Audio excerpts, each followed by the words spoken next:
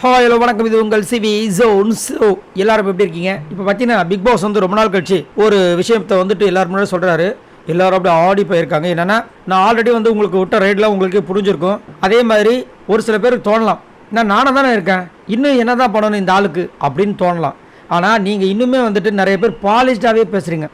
அந்த விஷயங்கள் எனக்கு வேண்டாம். உங்களை முழுமையாக வந்து எக்ஸ்ப்ளோர் பண்ணுறதுக்கு ட்ரை பண்ணுங்கள், சரிங்களா? இதை தான் நான் ஃபஸ்ட்டு நாள்லேருந்தே சொல்லிகிட்டு இருக்கேன். ஆனால் நீங்கள் என்ன பண்ணுறீங்க, ஏதாவது ஒரு விஷயம் சொல்லலாம், சுகர் கோட்டிங் பண்ணிகிட்டே சொல்கிறீங்க. சுகர் கோட்டிங் பண்ணுறதுல என்ன வரப்போகுது? உங்களை வந்து பின்னாடி பேச போகிறாங்க. அது உங்களுக்கு தேவையா? பின்னாடி பேசுகிறவங்க பேசிட்டே தான் இருப்பாங்க.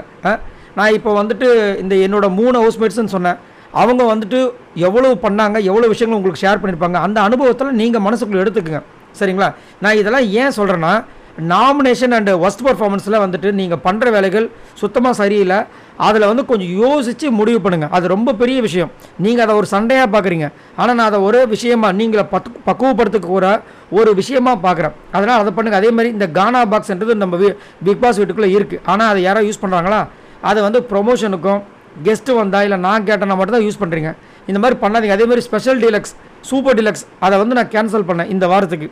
ஆனால் நிறைய பேர் என்ன நினச்சிங்க, அது சுவாரஸ்யம் இல்லை போல இருக்குது, அதனால் கேன்சல் பண்ணிட்டாங்க அப்படின்னு நீங்கள் நினைக்கிறீங்க. ஆனால் நீங்கள் அதுக்கு என்ன பண்ணீங்க? நம்மளால தான் அது போச்சுன்றதை யாருமே யோசிக்கவே இல்லையே. அதை கொஞ்சம் யோசிச்சு பாருங்கன்னு சொல்லிட்டு அப்படி கெஞ்சி கேட்குறாரு. ஏன்னா திட்டி பார்த்துட்டாரு, முறைச்சி பார்த்துட்டாரு, இப்போ கெஞ்சி கேட்குறாரு. தயவு செஞ்சு இனிமேலாவது யோசித்து பேசுங்க, சுகர் கோட்டிங் பண்ணாதீங்க அப்படின்னு சொல்லிட்டு ஆரம்பித்த உடனே ஸ்ட்ரெயிட்டாக அரோரா போயிட்டு நான் சொல்கிறேன் அப்படின்னாங்க.